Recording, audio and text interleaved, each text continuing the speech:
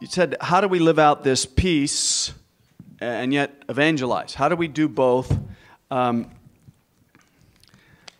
think this is a real significant issue, and you need to know my background. I've been this missionary, missions leader with a group called Frontiers, and I've so imbibed, the Great Commission.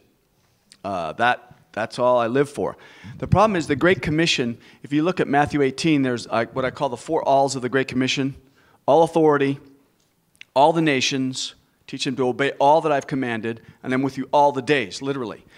And I would teach all 4 alls, but of course the real one that mattered for me was all the nations. And I can just say I'm a recovering evangelical missions leader, and I'm realizing I'm really in a good place. It feels so good to say I'm very serious about all 4 of those alls.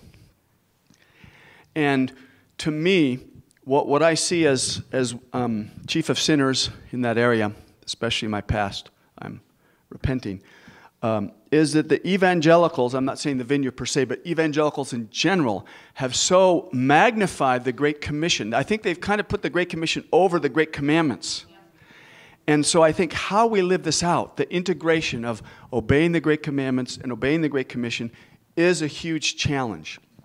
I actually was engaging with a Middle Eastern prince on a very intense, serious email dialogue recently about this, because I was telling him how important it is for him to engage and carry out some of these things that he was doing in peacemaking. And he says, now, but what about church planting? What about your evangelism? What about your proselytism?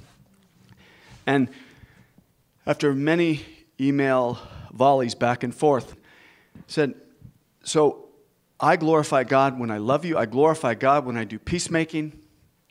Having said that, I'm trying to withhold the name. At the same time, I'm commanded to witness. And so I don't want to sound like a broken record, but basically I said to him, I must do both. I'm commanded to love my neighbor. I'm commanded to bear witness. And the challenge for us is to do it with a pure heart, not bait and switch, not love in order to get the gospel out. And so I think that's the most liberating, healing, and encouraging thing in my present life. Some of you maybe need more of the Great Commission. I don't know. But I need the Great Commandments more in my life. And I see that as a way that I can live that out, to try to put them together and make sure that the Great Commission is governed by the Great Commandments.